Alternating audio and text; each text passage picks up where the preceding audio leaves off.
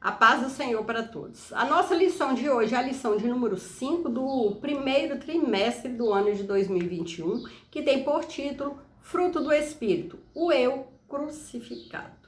O texto áureo que está em Romanos 15, 13 nos diz: Ora, o Deus de esperança vos enche de todo o gozo e paz em crença, para que abundeis em esperança pela virtude do Espírito Santo. A verdade prática: o fruto do Espírito é um dos temas mais vibrantes da ética cristã, pois mostra para o mundo o que o Espírito Santo colocou dentro de cada um de nós. A leitura bíblica em classe está em Gálatas 5, versículo 16 ao 26, nos diz: Digo, porém, andai em espírito, e não cumprireis a concupiscência da carne.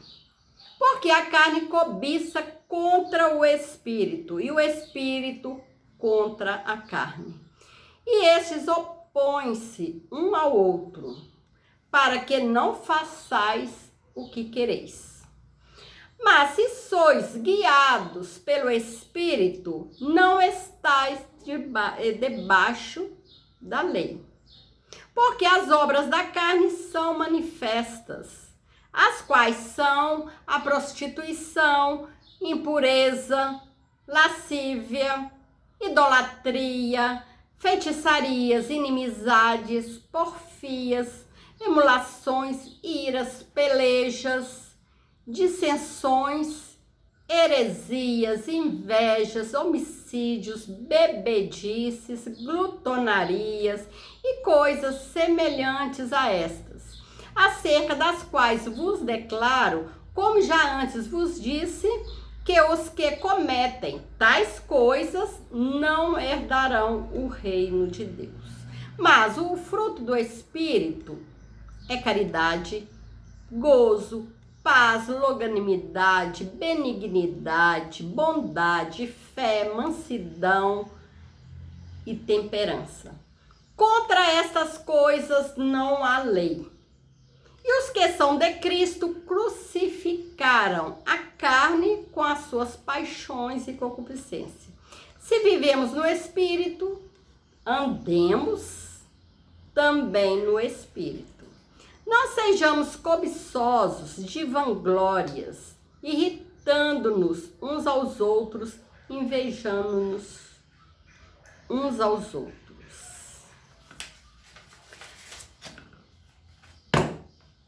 Fruto do Espírito e dons espirituais deveriam ser exclusivistas, mas duas realidades complementares que revelam todo o conselho de Deus. Quem é cheio do Espírito deve desejar o fruto do Espírito na mesma intensidade que deseja os dons espirituais. Se os dons são sinais poderosos para a evangelização e edificação da igreja, o fruto do Espírito é o testemunho poderoso de uma natureza purificada em meio à geração corrompida. Ora, no meio das trevas, quem é luz é como quem segura uma tocha iluminada à meia-noite. Assim, o fruto do Espírito é o testemunho do eu crucificado com Cristo. Esse eu não é mais regido pelos instintos primitivos e animalescos da carne, mas pela direção harmoniosa, calma e serena do Espírito Santo. O fruto do Espírito é o resultado de uma vida cristã, abundante e manifestada no relacionamento entre os irmãos, irmãs, na igreja e no lar, na convivência com os descrentes no trabalho e na sociedade. Por isso, devemos entender o conflito entre a carne e o Espírito e a função do fruto do Espírito. O crente em Jesus é alguém que vive sob os domínios do Espírito. Ele é liberto da lei e dos rudimentos deste mundo. Mas isso não significa uma vida passiva. O fruto do Espírito é a expressão do Espírito na vida do crente. Jesus nos salva e nos dá o Espírito Santo. Nos renova e coloca em nós o desejo de fazer o que é bom e o que é agradável a Deus. O fruto do Espírito é o resultado natural de um processo de amadurecimento e a consequência de um processo natural de crescimento espiritual. Ele surge gradativamente dentro de nós, como resultado da regeneração do Espírito Santo, de forma instantânea e também gradativa por meio do crescimento e na graça de nosso Senhor Jesus Cristo, como acontece com a santificação. O apóstolo apresenta 9 modalidades do fruto. O fruto no singular. Alguns expositores estranham o fato de Paulo contrapor as obras da carne com o fruto do Espírito, no singular, quando era de esperar frutos. O missionário Eurico Bergstein explica esse singular, ilustrando esse fruto como uma laranja e seus gomos. O fruto que aparece logo em seguida é o amor. Diz o missionário, as 8 virtudes seguintes são os reflexos do amor, que são o gozo, a paz, a longanimidade, benignidade, bondade, fé, mansidão, temperança. Donald Guim chama o fruto do Espírito de 9 modalidades do fruto. A forma singular sugere que nela se produz a unidade de caráter de Cristo, as 9 graças mencionadas, todas elas em contraste com as confusões das obras da carne. Andar no Espírito, ser guiado pelo Espírito, significa, na linguagem paulina, vitória sobre os desejos e impulsos carnais. Andar no Espírito é uma expressão que indica viver corretamente em humildade, em submissão e santidade. O apóstolo Paulo usa termos similares para se referir a esse estilo de vida dos crentes, para que possais andar dignamente diante do Senhor, agradando-lhe em tudo, frutificando em toda boa obra e crescendo no conhecimento de Deus. Como está em Colossenses 1:10. Andar e agradar a Deus. 1 Tessalonicenses 4:1. Andai em amor. Efésios 5:2. Andai como filhos da luz. Efésios 5:8. Andai nele. Colossenses 2:6. O apóstolo Pedro nos ensina: andai em temor durante o tempo da vossa peregrinação. 1 Pedro 1:17. O fruto do Espírito revela o crente que vive sob os domínios do Espírito, debaixo do domínio do Espírito. Os dons espirituais e o fruto do Espírito têm a sua origem numa mesma fonte e ambos glorificam a Deus, glorificam a Cristo. Mas se trata de coisas distintas. O amor, por exemplo, não é um dom, como está em 1 Coríntios 14:1. O que há em comum entre essas duas fases abençoadas da nossa redenção é a fonte de origem. A primeira e a maior modalidade do fruto do Espírito é o amor. As demais modalidades são reflexos do amor. O apóstolo Paulo usa o amor como representante do fruto do Espírito, ao comparar o fruto com os dons do Espírito. O amor é superior aos dons. É o caminho ainda mais excelente. 1 Coríntios 12, 31. Por essa razão, o amor encabeça essa lista, Gálatas 5:22. E em outras passagens, prevalece a supremacia do amor. 1 Coríntios 13:3. Gálatas 5:13. Paulo afirma, ainda que os dons sem o amor não são nada. 1 Coríntios 13:1 ao 3. E são passageiros. 1 Coríntios 13, 8 ao 10. Mas o amor é eterno. Sem amor é impossível agradar a Deus. Convém relembrar que os dons são importantes. Isso não significa que devemos desprezá-los. É a vontade de Deus que os irmãos e as irmãs não ignorem os dons espirituais. 1 Coríntios 12:1. Que busquemos melhores e não desprezeis as profecias. Os dons são comparados a um andaime numa construção. A igreja é um edifício. É comparada a um edifício. Não é possível uma construção prosseguir sem o andaime. Mas, uma vez concluída a obra, o andaime é dispensado.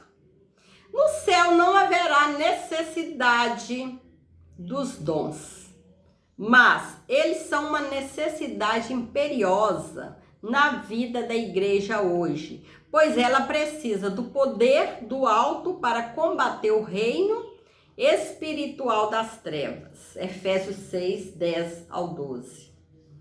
Segundo o Apocalipse 21 e 22, no mundo vindouro, e não há necessidade desses recursos do Espírito.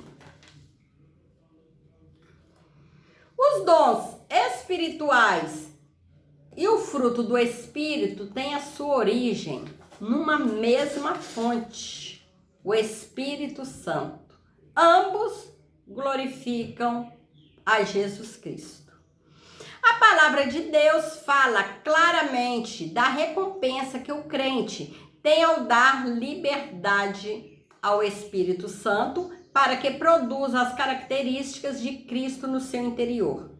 Em 2 Pedro 1, a Bíblia nos fala da necessidade de um crente desenvolver as dimensões espiritual de sua nova vida em Cristo. Com esse desenvolvimento vem a maturidade do crente, a firmeza e a perseverança, que permite ao crente viver vitoriosamente no tocante à velha e pecaminosa natureza adâmica. No versículo 10, a palavra de Deus diz: porque fazendo isso, nunca jamais tropeçareis. Porque assim vos será amplamente concedida a entrada no reino eterno de nosso Senhor e Salvador Jesus Cristo. 2 Pedro 1, versículo 10 e 11. O fruto é uma coisa viva. Se você entregou o controle de sua vida ao Espírito Santo, ele infalivelmente produzirá em você o fruto do Espírito em uma colheita contínua e abundante. Ele é chamado o Espírito de vida. Romanos 8:2. Apocalipse 11:11. Portanto, o seu fruto espiritual deve ser crescente, nutrido e completo, reluzente, vistoso e sadio. O que levou o apóstolo ao assunto foi o contexto das igrejas da Galácia. O abuso da liberdade cristã, a antinomia de um lado e o legalismo de outro estavam dando ocasião à carne, levando à falta de amor e à desunião, como está em Gálatas 5, 13 ao 15. Há um acentuado contraste entre estar na carne e andar no Espírito. O apóstolo mostra que para ser legalista, viver de acordo com a lei, depende da carne. mas para viver no Espírito depende da graça de Deus. Gálatas 5, 16 ao 18. O sistema legalista que os opositores de Paulo, os judaizantes, Gálatas 2,14, ensinavam na igreja da Galácia, é egocêntrico, motivado pela carne e gera competição espiritual que resulta em desavença. Gálatas 5,15. A palavra carne tem muitos significados na Bíblia, principalmente nos escritos paulinos. Pode significar fraqueza física, Gálatas 4,13, o corpo, Gálatas 4,13, o ser humano, Romanos 1,3, o pecado, versículo 24, os desejos pecaminosos, Romanos 8,8. O contexto determina o significado dela. No contexto das obras da carne, significa o conjunto de impulsos pecaminosos que dominam o ser humano. Da mesma maneira, a palavra grega pneuma, espírito, que se aplica ao Espírito Santo, ao espírito humano, aos anjos e aos espíritos imundos. É só prestar atenção no contexto para saber a que espírito o escritor sagrado está se referindo. A oposição do espírito contra a carne na vida cristã mostra que o que são de Cristo crucificaram a carne com as suas paixões e concupiscências. É isso que acontece conosco diariamente. A morte do eu. A cada dia nós morremos para alguma coisa. A cada dia nós crucificamos a nossa carne por alguma coisa. A cada dia nós andamos crucificando nossa carne, morrendo para alguma coisa, e isso nós vamos seguir nessa caminhada ao céu. Só atingiremos a perfeição quando chegarmos no céu, num corpo glorioso. Os vícios. O apóstolo apresenta uma lista com 15 vícios que ele chama de obras da carne. Outras listas aparecem em outras epístolas paulinas. Romanos 1, 29, 31, 1 Coríntios 6, 9 e 10, 1 Timóteo, capítulo 1, 9 e 10. Paulo não pretende ser exaustivo. Essas listas são representativas em Gálatas, pois ele acrescenta e coisas semelhantes a estas, acerca das quais vos declaro, como já antes vos disse, que os que cometem tais coisas não herdarão o reino de Deus. Podemos classificar esses vícios em 3 categorias: sexo ilícito, prostituição, impureza e lascívia. Pecados de ordem religiosa, a idolatria e feitiçaria. Pecados de ordem social, inimizades, porfias, emulações, iras, pelejas, dissensões, heresias, invejas, homicídios, bebedices e glutonaria. O abuso da liberdade cristã e o legalismo revelam a oposição entre a carne e o espírito, pois ambos levam à falta de amor e também à desunião. A imaturidade espiritual ajuda-nos a ter bons relacionamentos com as pessoas. Passamos a compreendê-las melhor e a reconhecer a melhor maneira de ministrar a elas. Devemos esforçar-nos para alcançar a união.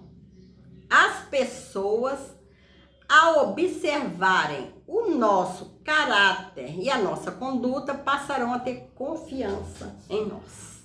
Nós, crentes, devemos ter boa conduta, ter boa índole, ter bom caráter, sermos verdadeiros, que o mundo lá fora, as pessoas lá fora nos veem. E o nosso andar, o nosso conversar, o nosso modo de agir servem de testemunho. Através do nosso andar, do nosso falar, do nosso modo de agir, nós testemunhamos de Cristo. Nós damos bons testemunhos do Evangelho. Muitas vezes sem abrirmos as nossas bocas. O fruto é a maneira de se exercer os dons. Cada fruto vem acondicionado no amor, e qualquer dom, mesmo na sua mais plena manifestação, nada é sem um amor. Nada sobrevive sem um amor.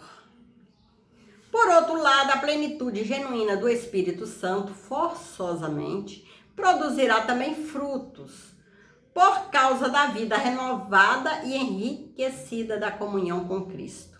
Conhecer o amor e poder de Deus e a graça de Deus, inspiradores do reverente temor, deve fazer de nós vasos de bênçãos, cheios de ternuras. Não merecemos os dons, nem por isso Deus se nega a nos revestir de poder.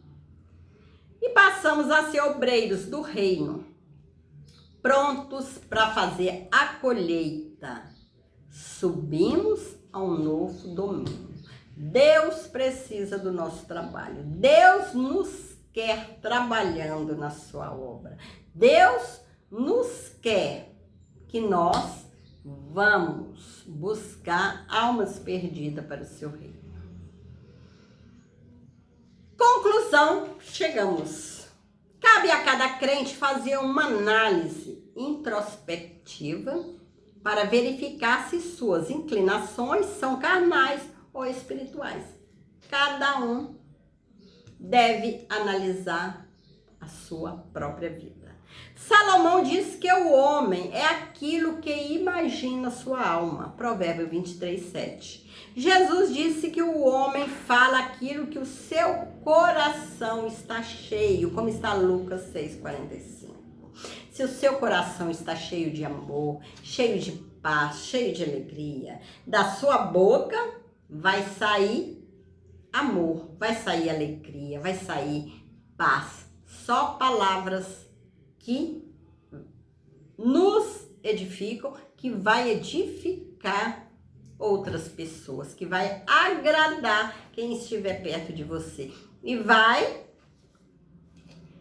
louvar ao Senhor através das tuas palavras. Vai engrandecer o nome do nosso Senhor através das palavras.